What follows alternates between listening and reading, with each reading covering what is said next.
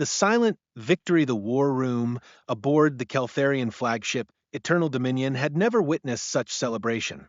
Admiral Vex Korthak, his chitinous exoskeleton gleaming under the artificial lights, stood before the massive holographic display showing the remains of the Zephyrian Coalition fleet. After 2 centuries of brutal conflict that had consumed entire star systems, the Keltharian Empire had finally achieved total victory. Signal all battle groups, Korthak commanded, his mandibles clicking with satisfaction. The Zephyrian threat has been eliminated.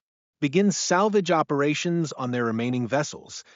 Around him, dozens of Keltharian officers worked at their stations, their insectoid forms moving with practiced efficiency. The bridge hummed with the sounds of victory communications coming from across their vast fleet.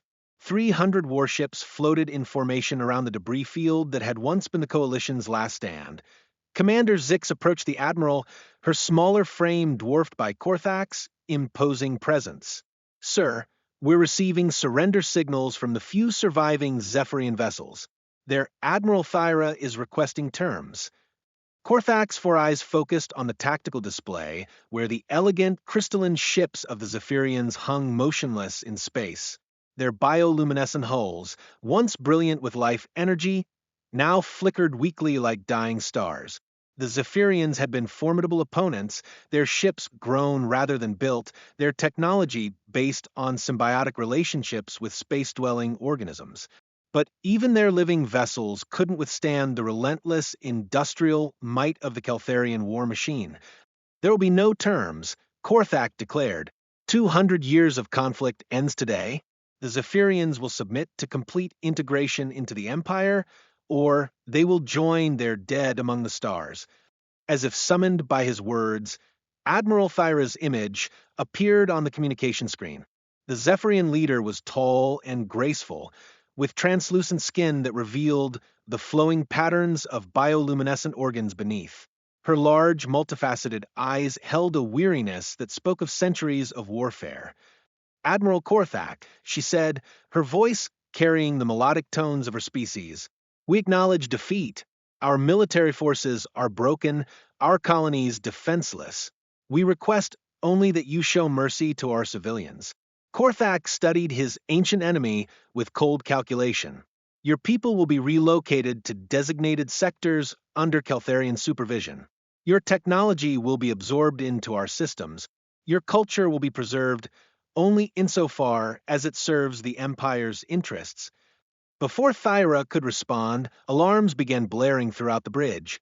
Commander Zix's antennae twitched frantically as she processed incoming data from the sensor arrays. "Admiral," she called out, her voice tight with confusion, "we're detecting massive energy signatures emerging from hyperspace. Unknown configuration, unprecedented power levels." The holographic display shifted to show the edge of the star system where space itself seemed to be tearing open, not with the clean dimensional fold of Keltharian hyperspace technology or the organic rippling of Zephyrian biodrives, but with violent, chaotic disruptions that sent waves of exotic energy cascading across the system. "How many vessels?"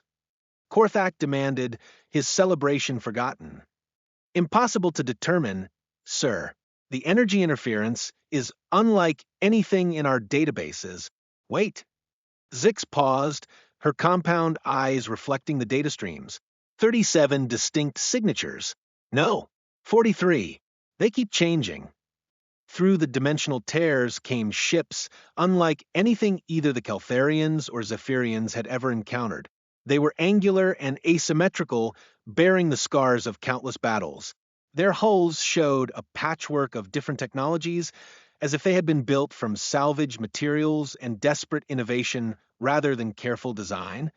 "Are they Devourer constructs?" whispered one of the junior officers, referring to the ancient machine intelligences that haunted the galaxy's outer rim.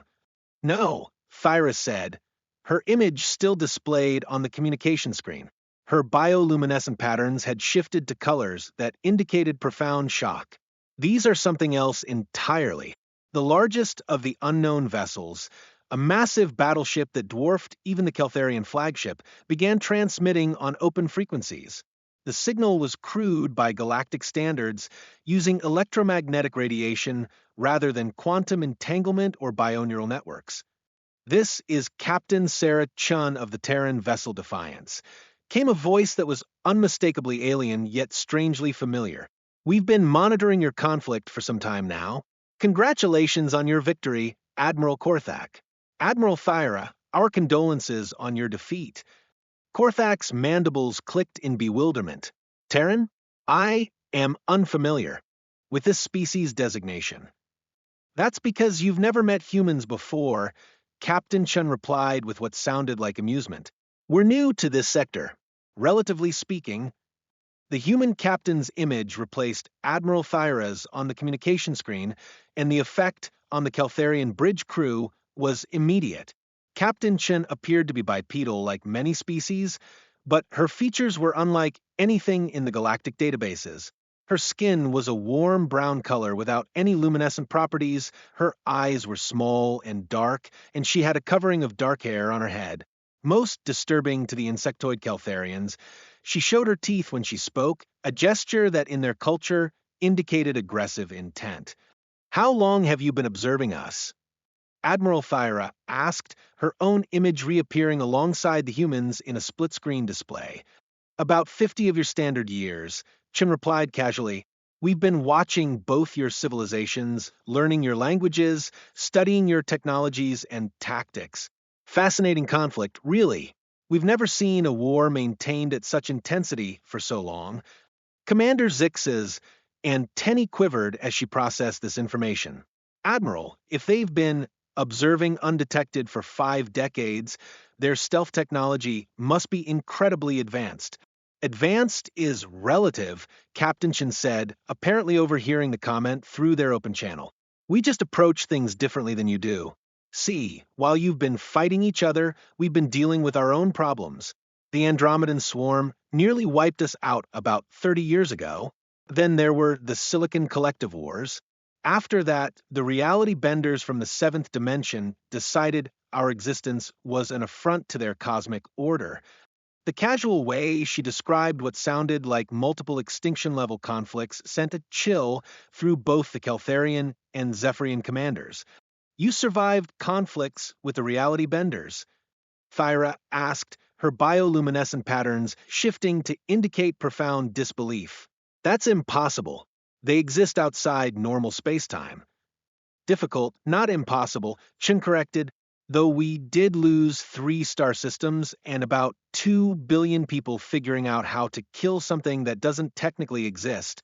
The trick is to make existence more inconvenient for them than non-existence."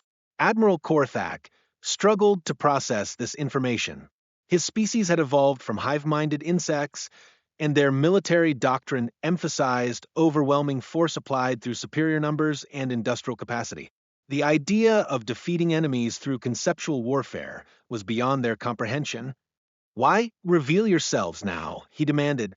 "If you've been watching for 50 years, why intervene at the moment of our victory?" Captain Chen's expression grew serious, and when she spoke, her voice carried an authority that neither alien commander could ignore. "Because your war is about to become irrelevant. Our long-range sensors have detected something heading toward this sector, something that makes your 2-century conflict look like a minor disagreement." She gestured, and the communication screen split into 3 sections, showing tactical data that made both admirals step back in shock. The display revealed a massive fleet moving through hyperspace toward their position. The ships were geometric and crystalline, but wrong in ways that hurt to perceive directly. "The Devourers," Thyra whispered, her bioluminescence flickering with terror. "But they were contained beyond the galactic barrier," Chen emphasized. "About 6 months ago, something broke that containment. They've already consumed 17 star systems on their way here. At current speed, they'll reach this sector in approximately 72 hours." Admiral Korthak's strategic mind immediately grasped the implications.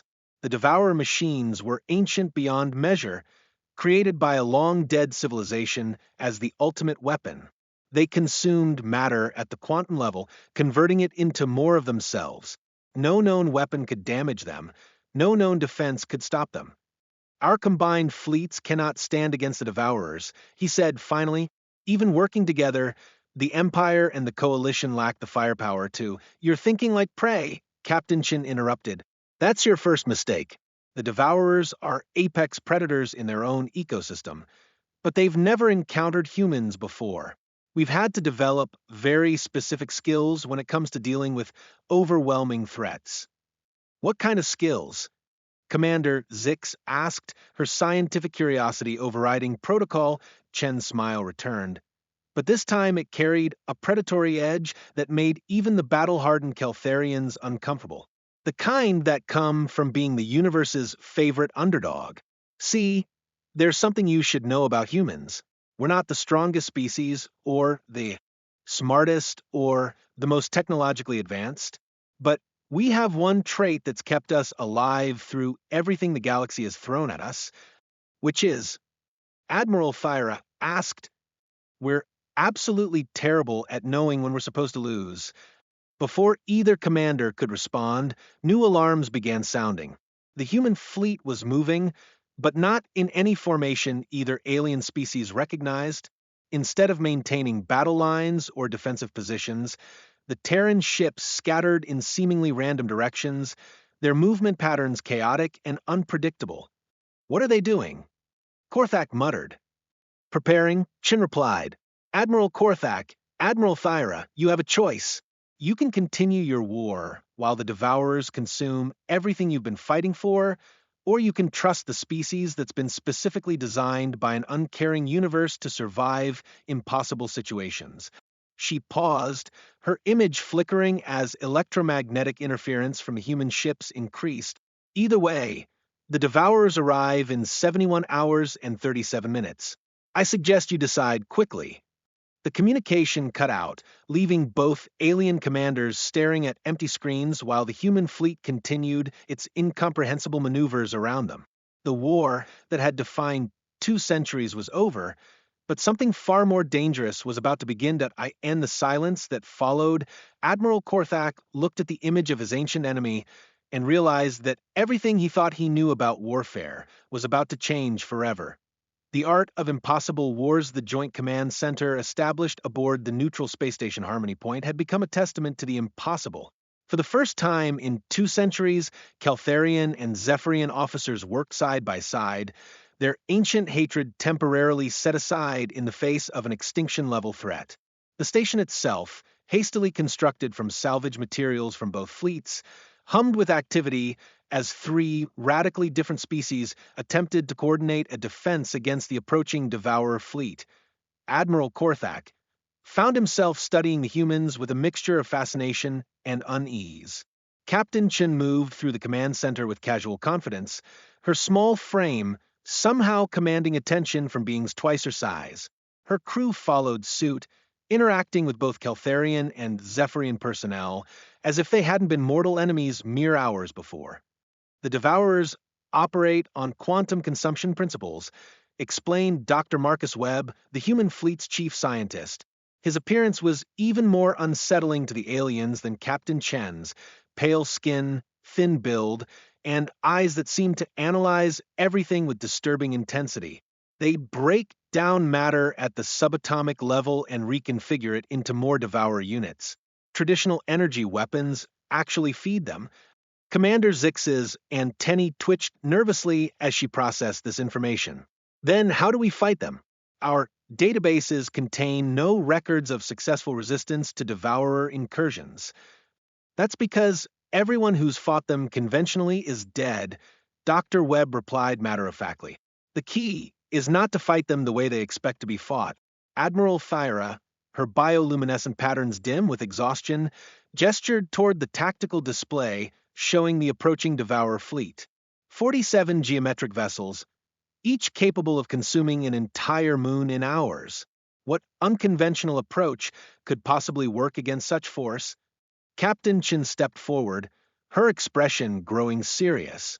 Tell me, in all your centuries of warfare, what's the one thing both your species have avoided? Mutual annihilation, Korthak answered immediately. We've fought to conquer, not to destroy everything. Exactly. You fight like civilized beings with something to lose. The Devourers fight like machines with a single imperative: consume everything. But there's a third option you've never considered. She activated holographic projection showing the human fleet's current positions. Instead of the organized battle formations both alien species expected, the Terran vessels had arranged themselves in seemingly random clusters throughout the system. You fight like you're insane, Chin continued. Not reckless, that's different. Insane implies a complete disregard for conventional tactical wisdom, because conventional wisdom doesn't account for certain variables.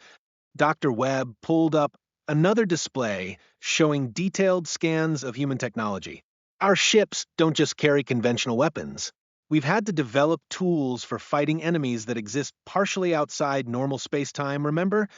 The display revealed weapon systems that defied easy classification, probability cannons that fired concentrated uncertainty, temporal mines that aged their targets into quantum foam, reality anchors that forced extra-dimensional entities into formats where they could be destroyed. With conventional explosives, these technologies, Thyra observed, her scientific training overriding her shock, they violate several fundamental laws of physics. Only if you assume physics works the same way everywhere, Captain Chin replied. After dealing with the reality benders, we learned that the universe is far more flexible than most species believe. The Devourers exploit that flexibility in one direction, we've learned to exploit it in others. Before anyone could respond, alarms began sounding throughout the station. The sensor displays lit up with incoming data that sent waves of panic through the alien personnel. Devourer Advanced Scouts, reported Lieutenant Commander Sarah Park, Chen's tactical officer. 3 vessels emerging from hyperspace ahead of schedule. Estimated arrival, 17 minutes. Admiral Korthak immediately began issuing orders to his fleet, his training taking over. All ships prepare for defensive positions around the station. Focus fire on. Belay that order, Captain Chin interrupted, her voice cutting through the chaos with absolute authority. Admiral, with respect, everything you're about to do will get your people killed faster. Then what do you suggest?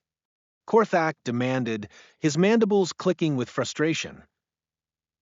Chin turned to the communications array and began transmitting orders to her fleet in rapid-fire human language. The alien translation system struggled to keep up with the technical jargon and cultural references, but the results were immediately visible on the tactical displays. The human ships began moving in patterns that violated every principle of space combat both alien species had ever learned. Instead of forming defensive lines, they accelerated directly toward the incoming Devourer scouts.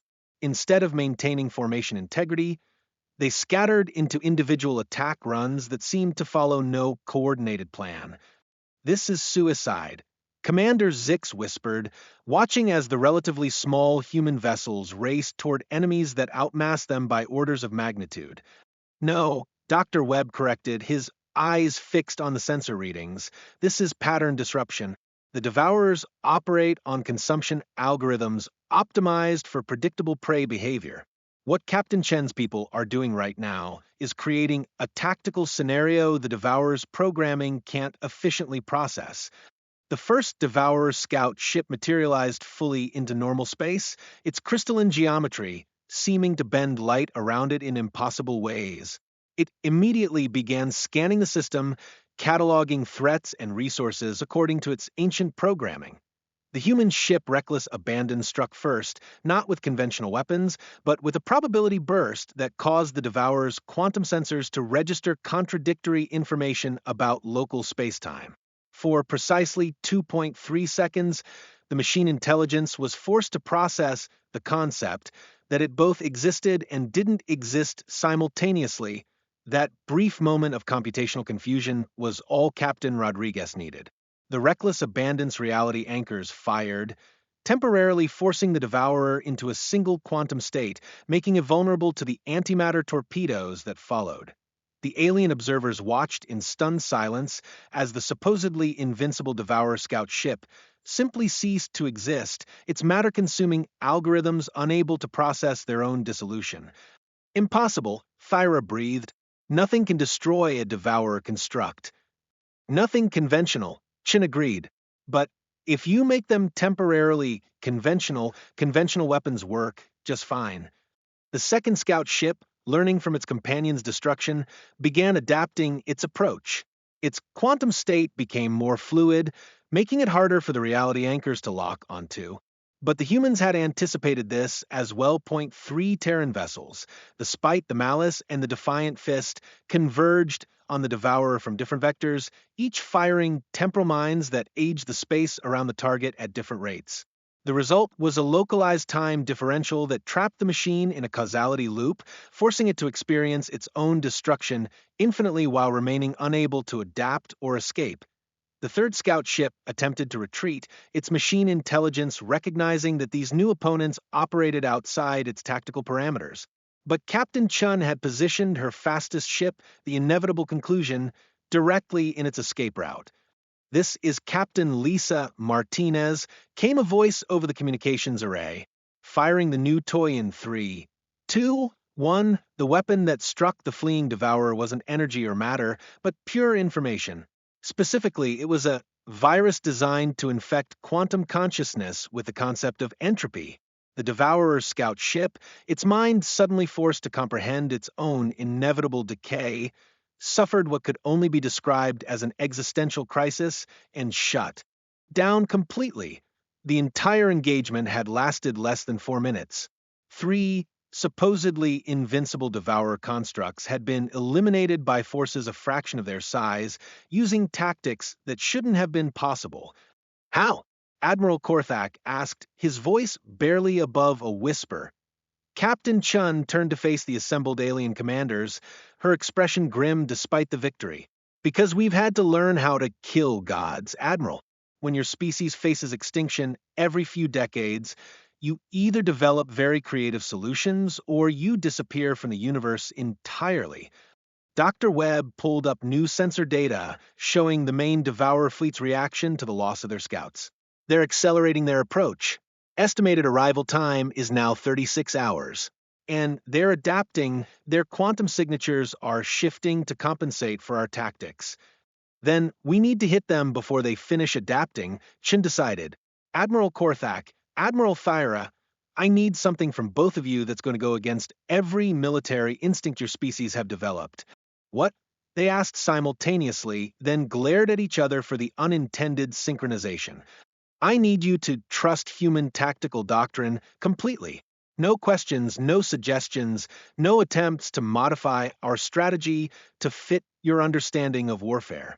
Can you do that?"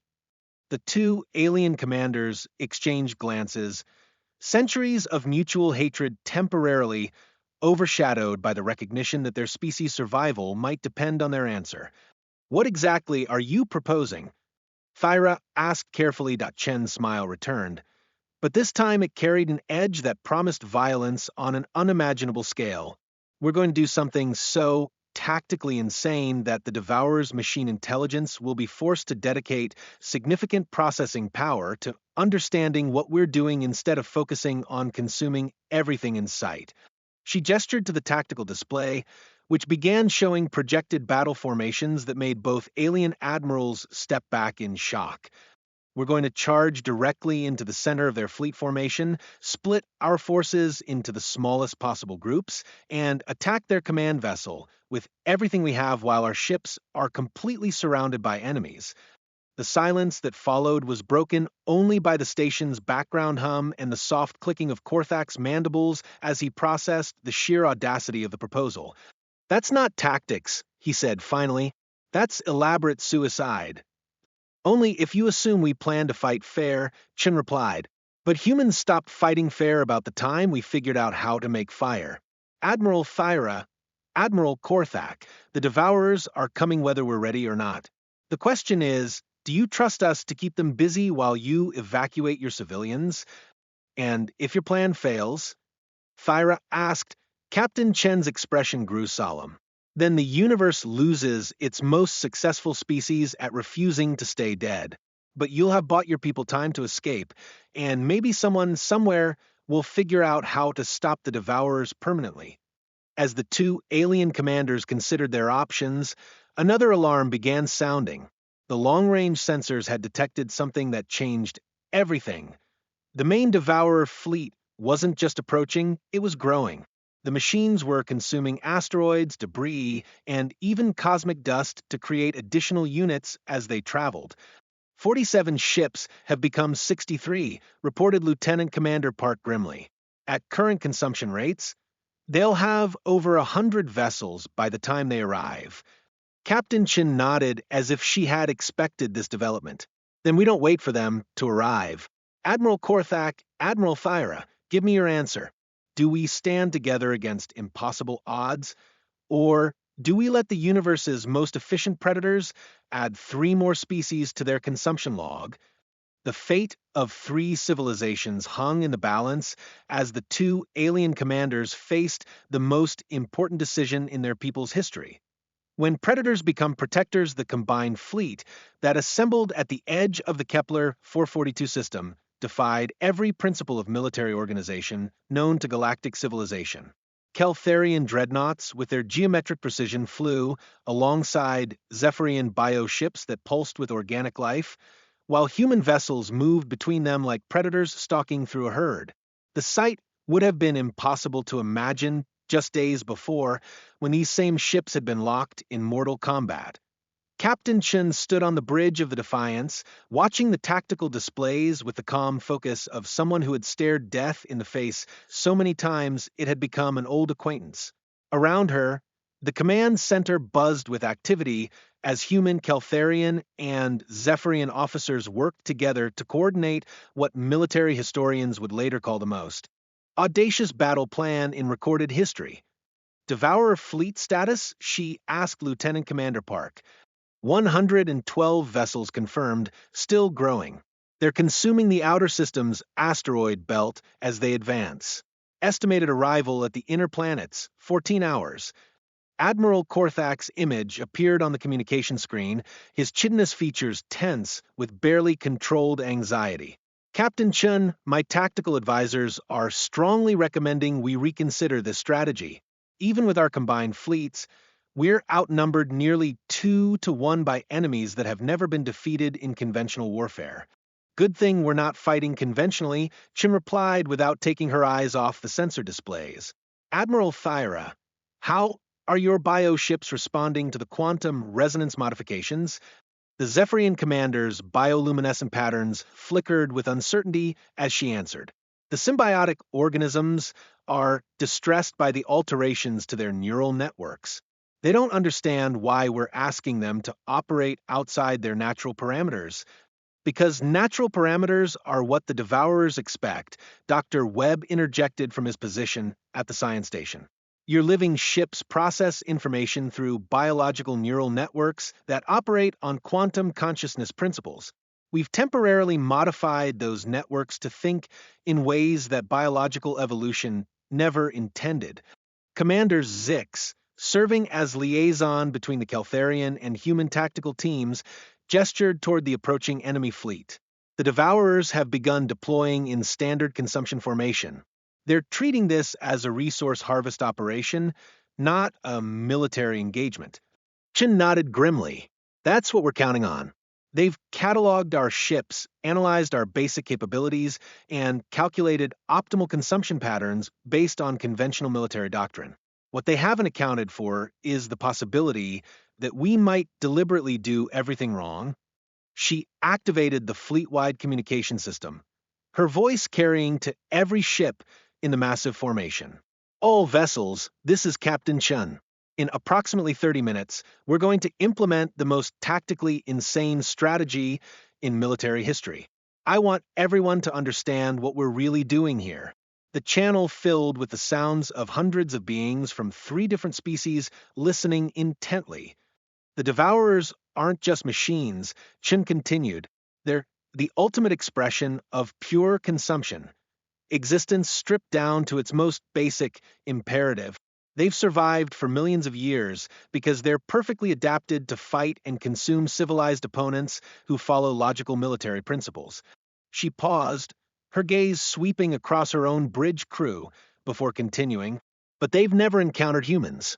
Our species didn't evolve in the safety of a nurturing homeworld that taught us cooperation and logical thinking.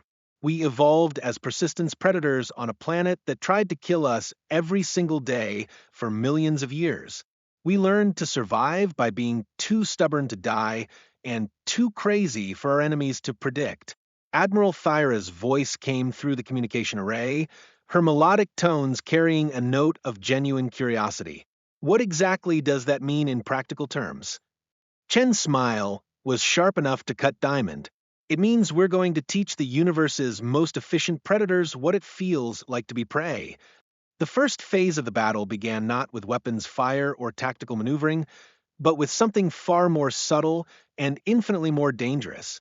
Dr. Webb had spent the past 12 hours working with Zephyrian biotechnicians and Keltharian quantum engineers to create what he called probability seeds, microscopic devices that would be scattered throughout the battlefield to create zones of quantum uncertainty.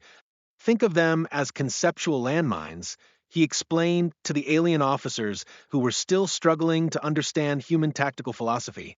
They don't damage ships directly. Instead, they make certain areas of space temporarily uncertain about what the laws of physics should be. The human ships began their approach in formations that violated every principle of space combat. Instead of maintaining defensive intervals, they clustered together in tight groups that would normally be vulnerable to area effect weapons. Instead of approaching from multiple vectors to divide enemy fire, they charged directly toward the center of the Devourer formation in a concentrated spearhead. "This is madness," Admiral Korthak muttered, watching the tactical displays with mounting horror. "They're presenting themselves as the most attractive target possible." "Exactly," Captain Chun replied through the communication link. "The Devourer's consumption algorithms prioritize efficiency. When they see our formation, their tactical programming will dedicate maximum resources to eliminating what appears to be our main force." The Devourer fleet responded precisely as predicted.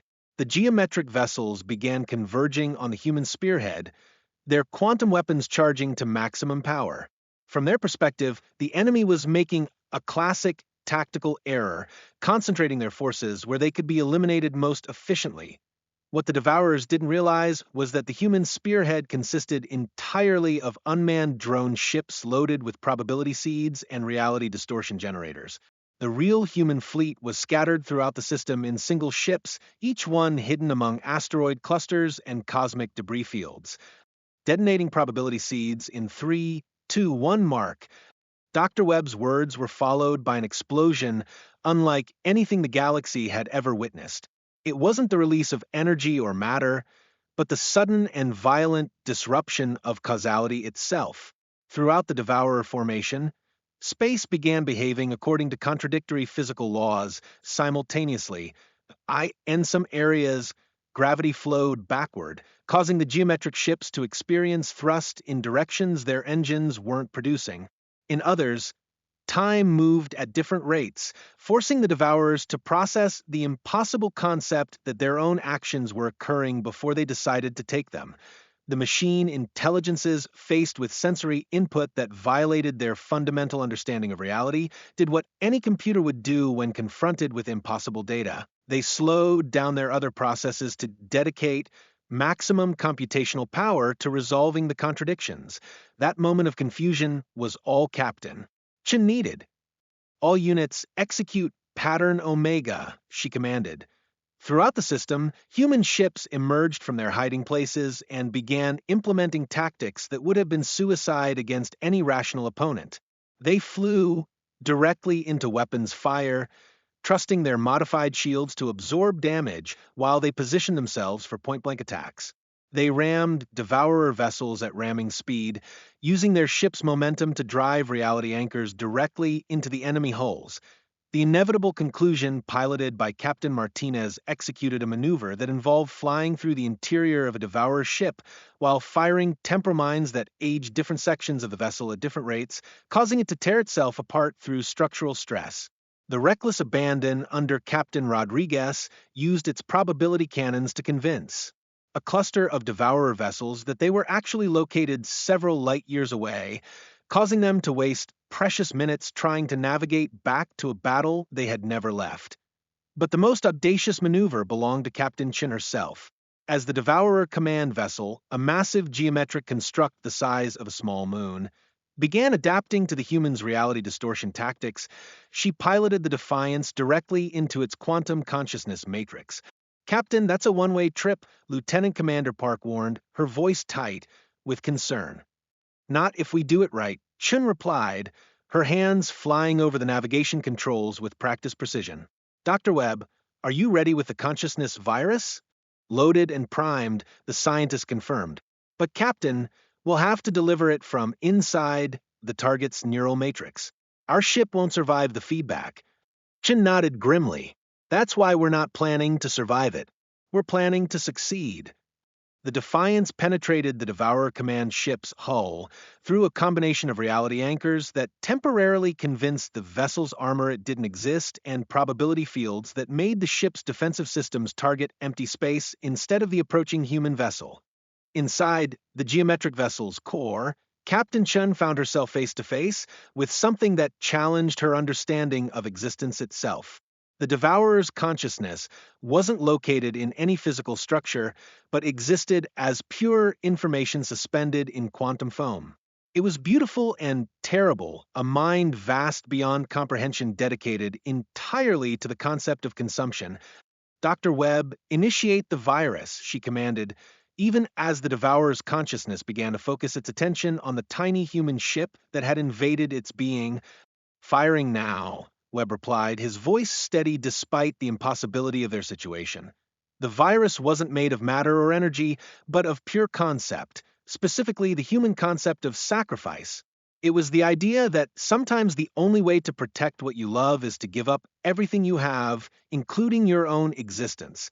The Devourer mind, which had existed for millions of years without ever encountering a species that chose protection over self-preservation, found itself forced to process this alien concept. For the first time in its ancient existence, it experienced something that could only be called confusion, that moment of cognitive dissonance. Every human ship in the system fired simultaneously.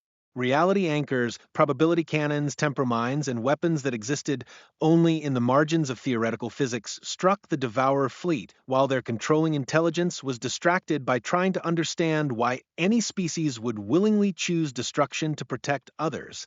The battle lasted exactly 17 minutes and 34 seconds. When it ended, the Devourer fleet had been completely eliminated, their matter-consuming algorithms finally meeting something they couldn't process, the human capacity for impossible choices. The Defiance emerged from the command ship's wreckage battered beyond recognition, but intact, its crew alive through a combination of luck engineering and the sheer bloody-minded refusal to die that had characterized human survival for millennia.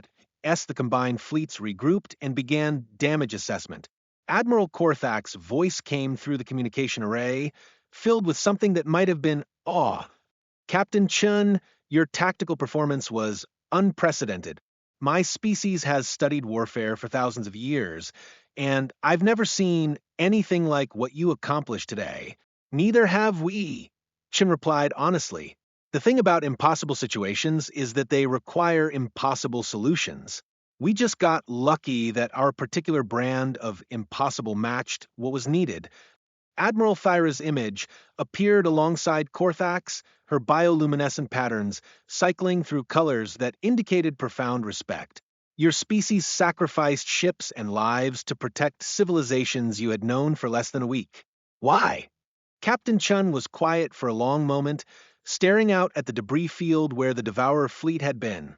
When she spoke, her voice carried the weight of human history. "Because that's what protectors do.